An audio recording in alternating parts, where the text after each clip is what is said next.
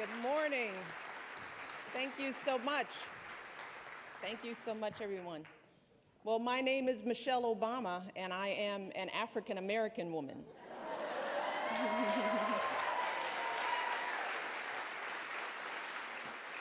On behalf of myself and my husband, it is truly a pleasure and an honor to welcome you all here to Washington.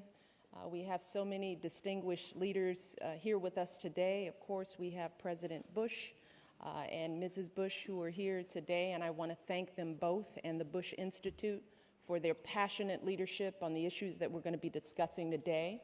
I also want to recognize my dear friend, Dr. Jill Biden, who is here as well. She has been a tremendous partner over the past 5.5 years, and I'm thrilled that she is here with us today. And of course, most of all, I want to thank all of you for joining us at this event. We have a fabulous program lined up for you today, as you've heard. We'll be discussing important issues, we'll be hearing from renowned experts, and we're going to be making some really exciting announcements about new initiatives across Africa. So this is going to be a really big day. This has been a day that's been a part of a big week, that's been a part of a big couple of months, actually. As you may know, the summit that your husbands are attending this week is the largest gathering of African leaders ever hosted by an American president. And about 6 weeks ago, 500 young leaders from across Africa arrived here in the United States to take part in the Mandela Washington Fellowship for Young African Leaders. And I have to tell you that these young men and women are truly extraordinary. Many of them are barely half my age. I don't want to say that, but they're young.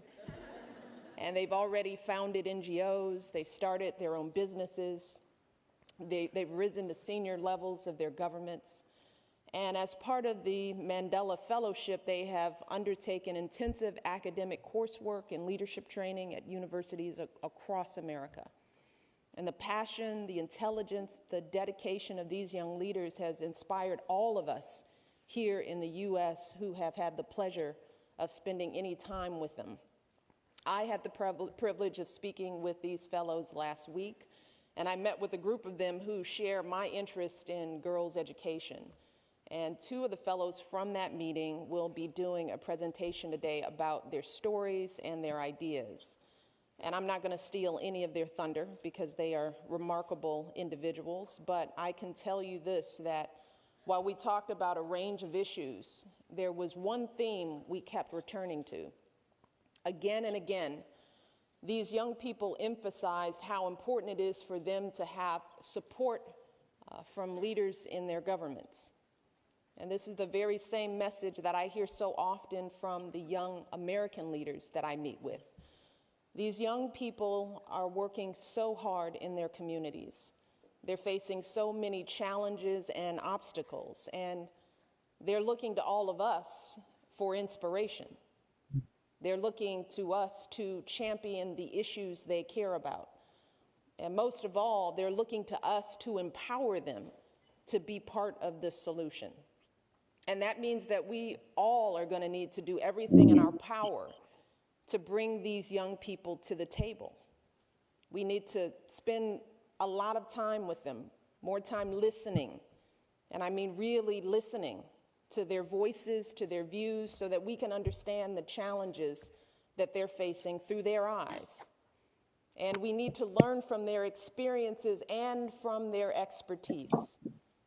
You see, these young people are developing all kinds of new technologies and social media strategies to address problems that our generation hasn't yet solved. And whether it's an app to fight cervical cancer or a new approach to clean energy, they are coming up with solutions that we never could have dreamed of.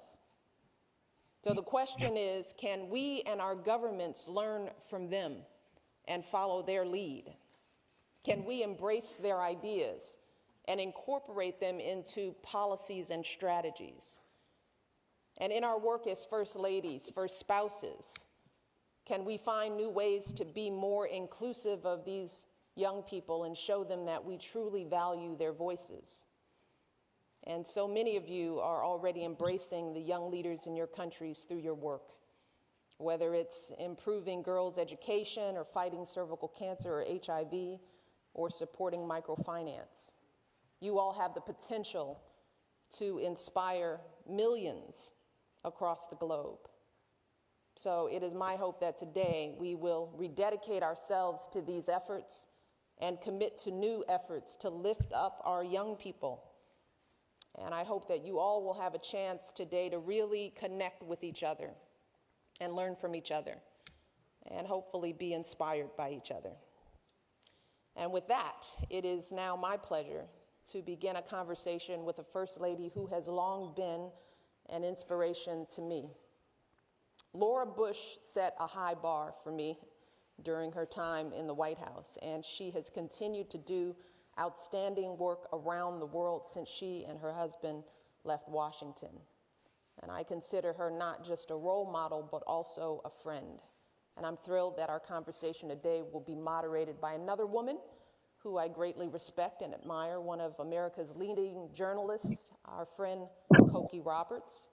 And with that, I will have them come out to the stage so that we can begin our conversation. Thank you so much for joining us. Enjoy the rest of the day.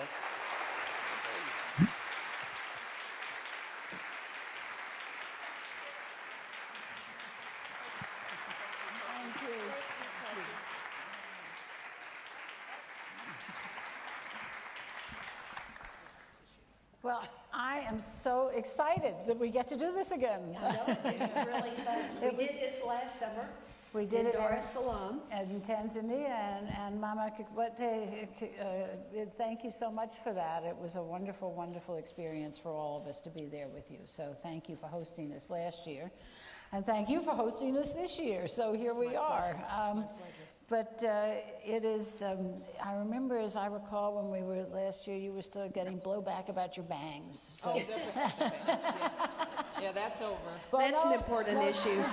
Let's see what they say about this one. Right, but the program, you have bangs in the program, I just have to warn you. Yeah. And since then, your daughter has turned 16. Yeah, I know, but I have to tell you, I'm envious to anybody who's had a daughter turn 16 is envious to have it happen in the White House, where you kind of can keep an eye on we her. can share the experience with the world, all the pain and pleasure that goes But I along with remember it. Lucy Johnson, President Johnson's daughter, saying when she turned 16 in the White House and got a driver's license, she said, it was permission to drive a motor vehicle. That's all it was. For most people, a driver's license is freedom. That's right. Wow. But you're experiencing it well, right? Well, the girls are growing up, and as Laura and the President know, that it is a true testament to the parents to raise wonderful young people through this experience. And we have had some terrific role models. Jenna and Barbara are just amazing young women who are doing extraordinary things, not just in this country, but around the globe. And once again, they're setting a high bar, but the girls are doing great. I'm very proud of them. And you have a grandbaby. That's right. A girl. We have our first grandbaby. Yeah, exactly. Our darling, our darling little Mila. George and I are just gaga over our baby. How old is she now? She's 16 months. Oh, she's doing real things. Yeah, Also she's 16, just yeah, 16. exactly. 16 months. She's doing great. So we just saw that very important video. And Mrs. Obama, you spoke last week to the young African leaders, and you were very strong in your statements about the need for educating girls and treating women and girls with dignity and equality. Why did you choose to do that? Well, yes. So often what we find in our positions is that you have to change attitudes before you can change behaviors. And one of the things I said to the young people, that we can talk about the need for more resources as it comes to, when it concerns girls' education, the need for school fees, and the need to improve transportation. But the bottom line is that until men, leaders, women, until we value women and girls, we won't tackle those other problems. Until we prioritize our girls and understand that they are as important and their education is as important as the education of our sons, then we will have lots of work to do. And I wanted to just implant that notion in the minds of these young leaders, because they have to approach their work with a whole new attitude. And one of the things I ask the young men is that you have to be introspective and ask yourselves whether you truly believe that women can be your equal. And in sharing my story, just understanding the power of having men in my life who valued me and put me first and treated me with the respect and didn't abuse me and didn't talk down to me. I want young men around the world to understand that they have a role to play alongside of women who are fighting for these rights. And I want our young men to understand this at an early age. So. Mrs. Bush, you've been working on this issue for a long time, particularly with the women of Afghanistan. And are you still doing that? Tell us about where you're doing with Yes, we're still working on that. After September 11th, when the spotlight turned to Afghanistan, and we in the United States looked at the way women in Afghanistan were treated, many people, women and men in the U.S. were concerned. And that's when I first started working with women in Afghanistan. And Mrs. Obama is right. In fact, one person said to me one time, "Why are you working with women? It's men that have the problem." And I think we do need to make sure worldwide that all humans are valued, that women and men are valued, that girls and boys are valued, and that human life is valued. I think that's really the most important thing we can do, all of us can do, is try to increase that knowledge worldwide that every life is precious. And of course, on this question, the question of girls' education and women's health and all that, we have so much data now that shows that if you educate a girl, you save a country. You know, so are you finding that you're able to keep working on that, that's something you're able to, because one of the questions I got last year after you all finished talking, and I stayed for a couple of days, from these wonderful women was, you know, how do you keep it going? Well, one of the things we've done, George and I have done, obviously when you live in the White House, you have a platform, but former first ladies and former presidents continue to have a platform and a convening power. And we've tried to do that with the First Ladies Initiative that we started last summer with the first conference in Dar es Salaam. And that is to bring together first ladies really from around the world. We started with African first ladies, but we're interested in engaging women from first ladies from every country to talk about the very unique platform that the spouses of world leaders have to help the women in their countries, to make sure that everyone is paying attention to the education of boys and girls in their country, and that we're making sure that women have the opportunity to be involved in the economic life of their country, because only countries where all people are involved can be successful. When we look around the world and we see countries where half of the population is marginalized or left out, then we usually see countries that are failing. So it's important to keep talking about that. And it's important, as I said in my opening remarks, to make room for the next generation of leaders. Because one of the things that the young people said to me, as I mentioned, is that they asked me to ask the first spouses to make room for them. Because they're looking for a place at the table. And they specifically said that when you meet with the spouses of our country, tell them that we want to help, that we want a voice, and that we're looking to them, they're looking to all of us to provide that seat. And that's where that platform that Mrs. Bush speaks of, why it's so important. Because these young people, they believe that they get their inspiration from us. They're looking to us. They still don't quite know that they have the expertise and the skills already. They think we know more. We but actually do. We do. We do.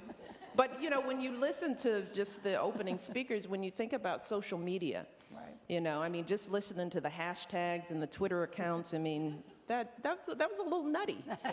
But it's how you continue the conversation. And globalize it. And young people are just more adept at that. Right. And they can, as I tease my kids, I tell them I want them to use Instagram to take a picture of something really important rather than their food.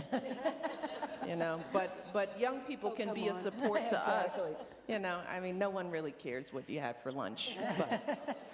Well, you both talked last year when we were having this conversation about shining a light on an issue, and that you in this unique position, that you have the opportunity to shine the light. At some point, people stop looking at what you're wearing and see what you're aiming at. One of the questions I get all the time is, how do you choose? How do you choose what issue to shine a light on? Now, you knew when you came in that you wanted to do something about military families, but it was kind of inchoate, right? You expected to do something about early childhood education and cognition, and of course, September 11th changed all of that. How do you put it together to decide exactly what you're going to do?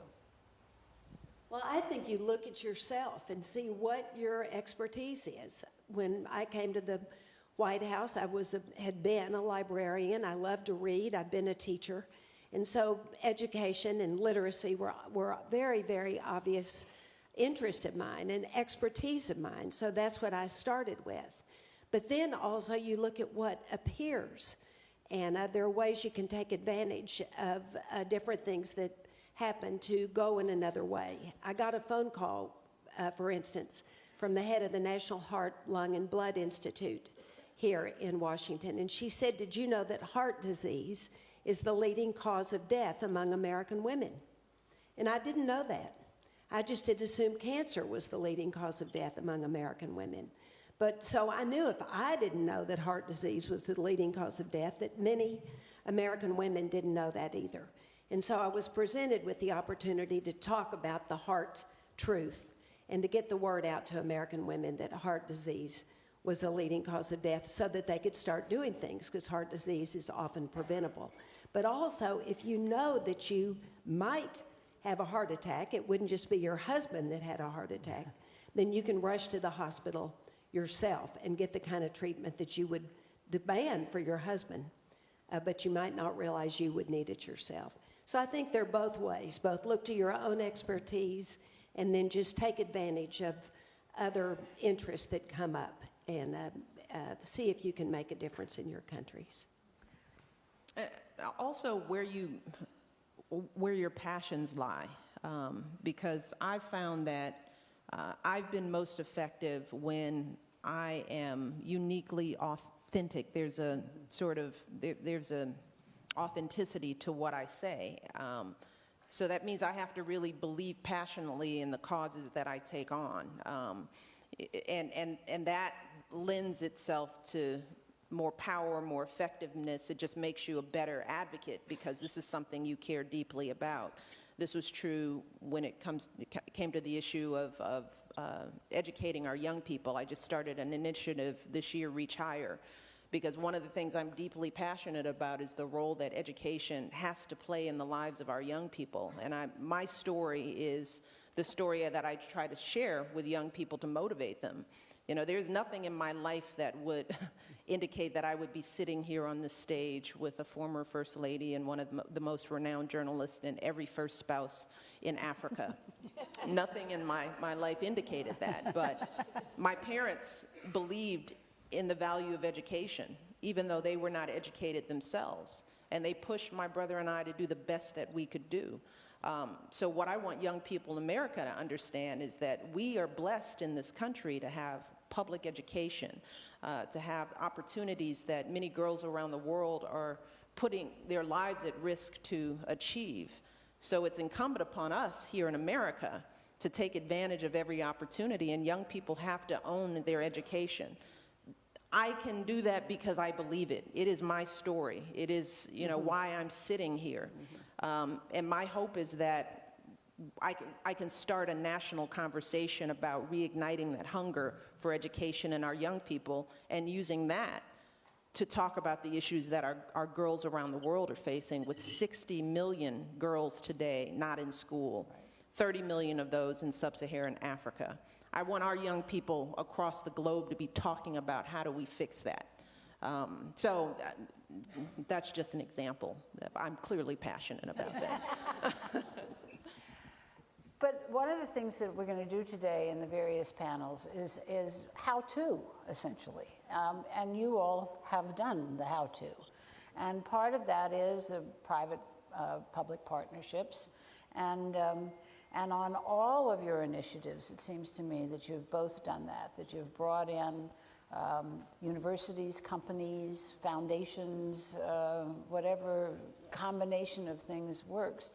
Can you talk about it, for instance, with Helping America's Youth? Sure. Helping America's Youth was one of my initiatives, and I traveled around the country and had summits, actually, conferences in many parts of the United States with all of the youth-serving agencies, types of agencies, from individual foundations that people had to individuals themselves, to men, for instance, who use sports to teach character building in Seattle, and worked with sports groups because they knew they could attract boys. And then they attracted their mothers there because their mothers would bring the boys to their sports practices. So they would talk about sportsmanship in a way that really talked about life and the way that people can use all the characteristics of a good sport to also be a good person. But what they discovered then was that their mothers were, in many cases, single mothers. They didn't have a community really of their own. And so they started, after the sports games, they would have barbecues. So the mothers could meet each other and be with each other. And really, they were out to help the boys, but found out they helped the whole family with this one agency or one foundation that these two men started. And that's just one example of many, many others that were part of Helping America's Youth. And helping people get off of drugs or not get into drugs, and it seems to me in some ways you've built on that with Let's Move. I mean that it is being preventatively healthy, you know, all along. So talk to us a little bit about how you've put that together. For those of you who don't know, Let's Move is my initiative to end childhood obesity in a generation. And we have really relied greatly on public-private partnerships because what we all have to understand is government has limits, limited resources, limited, base of power. People look to government and think that government can do everything, but many of the solutions that we're trying to achieve require the involvement of the nonprofit sector and the private sector. So we've really enlisted companies to market food differently to kids so that they are not marketing unhealthy products. We've enlisted sports organizations to get kids up and moving, try to invest in more sports in communities that are underserved, whether it's the U.S. Tennis Association or the NBA or what have you. Many of these private players have been very eager to step up and partner with us to achieve this goal because we all have an interest in making sure that the next generation is as healthy as possible. We spend billions of dollars in covering obesity-related illnesses, and all of these illnesses are completely preventable with good diet, nutrition, exercise. So what we have said to many of our partners is that we all have an interest in this, and there's a way that we can all do well by doing good. Companies can still be profitable by creating foods and educating parents and families to help them make better choices about what they feed their kids. I must say, with teenage daughters, though, it must be, I would suspect that sometimes they say to you, "Let's move, Mom." Yeah, you've been sitting at our dining room table, Koki, yeah. Yeah, well, every teenager has a little smart aleck in them, it's true. But one of the things we found in our household is that kids listen. You know, they take on these new messages even when we don't think they're paying attention. And that's one of the things that we try to tell parents is that you don't know that they're listening. But I see how my children make different decisions about what they eat now as teenagers, now that they have control, because they have the information about how food affects their overall health and their ability to perform. But it's our job to empower parents and families to make the choices that are best for them. You've gotten some blowback for it, which is some way is surprising. Don't worry, you get blowback for everything. Well, that was I don't just know. Good deed. that was just where I was headed. I mean, it is. I know that you both get into these things, and you're doing them for the good of the country, and suddenly you get criticized for it, and it must just be such.